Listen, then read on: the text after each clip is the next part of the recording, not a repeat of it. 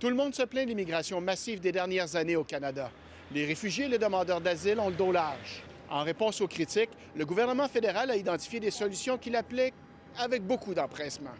Par exemple, depuis quelques semaines, la durée maximale d'emploi pour les travailleurs étrangers à bas salaire est passée de 2 ans à 1 an. Le pourcentage maximal de ces travailleurs étrangers dans une entreprise est aussi rabaissé de 20 à 10 %. Vous pensez que c'est une bonne chose? Jérémy Sénéchal travaille pour une entreprise de recrutement et de francisation des travailleurs étrangers.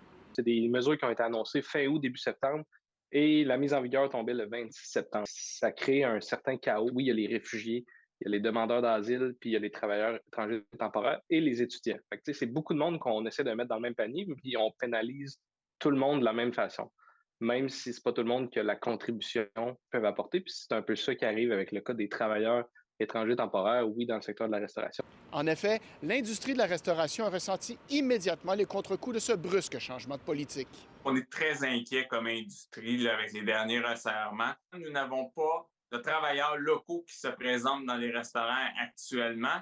Et donc, ben, pour les employeurs, ben, il n'y a pas d'autre choix. Là. C'est le dernier recours. Mais avec le dernier resserrement, notamment diminuer le permis à 1 an au lieu de 2 ans, ça veut dire des journées, des heures d'exploitation en moins. Dans une industrie, il faut se rappeler que la marge de profit est entre 2 et 4 %. Donc, tous les dollars comptent. Et ça pourrait mener, dans certains cas, là, à la fermeture complète d'un établissement parce que ça ne deviendra plus nécessairement rentable d'exploiter le restaurant. Le restaurateur Yves Ledoux, lui, ne se passerait plus des travailleurs étrangers qui sont indispensables et vaillants. Moi, j'ai besoin d'eux autres. J'ai besoin d'eux autres parce que c'est des bons travailleurs. Moi, je te dirais que ça fait 1 an et demi environ qu'on fonctionne avec des travailleurs étrangers et ça fait 1 an et demi qu'on a la tranquillité dans la cuisine. Pour moi, c'est important de faire des déjeuners dans un pub irlandais. On avait arrêté d'en faire parce qu'on n'avait pas les cuisiniers ou les ressources nécessaires. Là, on a les ressources nécessaires. On a recommencé à faire des déjeuners le dimanche.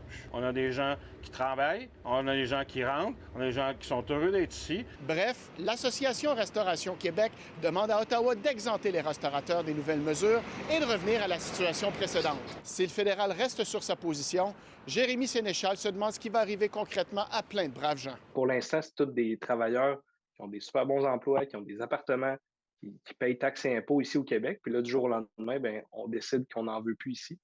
Fait que ça met à risque ces travailleurs-là. Est-ce qu'ils vont tous retourner dans leur pays d'origine?